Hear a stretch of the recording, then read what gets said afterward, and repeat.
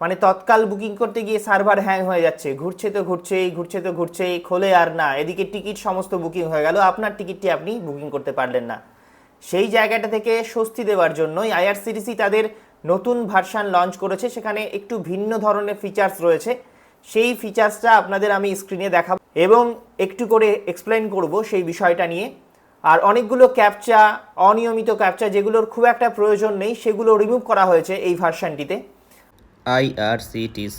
আইআরসিটিসিটা খুলে নিলাম। এবার আইআরসিটিসিতে খোলার পরে দেখুন ইংলিশ নাকি বাংলা হিন্দি সিলেক্ট করবেন সেটা আপনাকে দেখাচ্ছে, তো আপনি ইংলিশ সিলেক্ট করুন। এবার দেখুন এই আইআরসিটিসির ওয়েবসাইটটায় এক্সপ্লোর বিটা নাও, এইটা এখনও ট্রায়াল ভার্সানেই রয়েছে। তো এইটাকে আপনি দেখুন এক্সপ্লোরে যান, বিটাতেই রয়েছে আর কি। এইবারে এইটা একটা নতুন ওয়েবসাইট, মানে নতুন ফিচারযুক্ত ওয়েবসাইট। এইখানে আপনাকে কি কি দেখাচ্ছে, ফর্ম সিলেক্ট করুন। ধরুন হাওড়া থেকে যাবেন, হাওড়া থেকে কোথাও একটা যাবেন, লগ ইন করতে বলছে, আমি লগ ইন এখন করছি না। হাওড়া থেকে না, লগ ইন আপনাকে করতেই হবে। হ্যাঁ, তো আমি লগ ইন করে নিলাম। লগ ইন করার পর হাওড়া থেকে ধরুন আপনি নিউ দিল্লি যাবেন। নিউ দিল্লি গেলে পরে ডেট একটা ফ্লেক্সিবল কিছু একটা দিয়ে দিলাম, 22 তারিখ আমি যাব।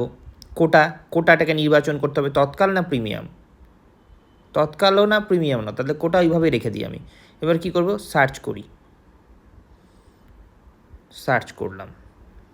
সার্চ করলে কোটা সিলেক্ট হয়েছে এখানে তৎকাল। তো তৎকাল বুকিংয়ের জন্যই মূলত এইটা দেওয়া হয়েছে, এটাই বোঝা যাচ্ছে। দেখুন কোটা সিলেক্ট করলে তৎকাল অথবা প্রিমিয়াম তৎকালটাই দেখাচ্ছে, মানে তৎকাল বুকিংটা যতটা সহজ করা যায়।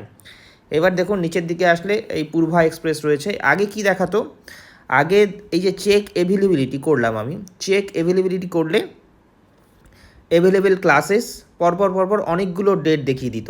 এখন কি করছে, ডেটগুলো দেখাচ্ছে না, বরং যে কোনো একটা ক্লাস সিলেক্ট করলেও সবগুলো ক্লাসের অ্যাভেলেবিলিটি দেখাচ্ছে। AC 2 tier, AC first class, AC 3 tier, sleeper class, এইগুলো পরপর দেখাচ্ছে।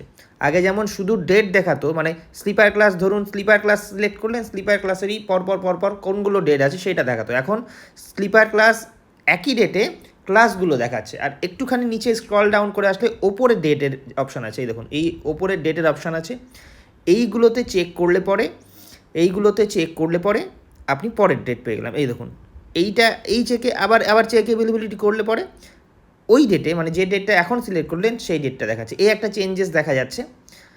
আর এমনিতে আপনার লগ ইন করে যখন বুকিং করতে যাবেন তখন আপনাকে কি দেখাচ্ছে সেটাও আমাদের দেখে নেওয়া দরকার। দেখুন যেটা সমস্যা হতো, এই 11টার সময় একদম সমস্যায় পড়ে যাওয়া যেত, বুক হতো না।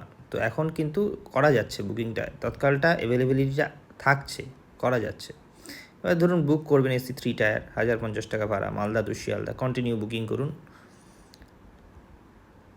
এই যে এইখানে চলে আসলো ডিপার্চার টাইম কনসিডার, আর আগের মতোই আছে, বুক ইফ কনফার্ম ওয়ার্স আর অ্যালোটেড, এইভাবে টিক চিহ্নগুলো দেওয়া যেটা আগে ছিল। রিজার্ভেশন চয়েস যেরকম আগে ছিল সেরকমই আছে, কোনো সমস্যা কিছু নেই। আর ক্যালকুলেট ফেয়ার আছে, আর যেরকম আগে ছিল পেমেন্ট অপশানগুলো সেগুলো সেম আছে, সেগুলো কিছু পরিবর্তন হয়নি। কিন্তু তৎকাল বুকিংয়ের ক্ষেত্রে কিন্তু এইটা খুব সুবিধা হয়েছে। আর ক্যাপচা দিতে হচ্ছে না, আমি যেটা দেখতে পেলেন আপনি যে বিভিন্ন সময় ক্যাপচা দিতে হতো, ক্যাপচাটাও কম দিতে হচ্ছে। তো এইটা একটা ভালো দিক।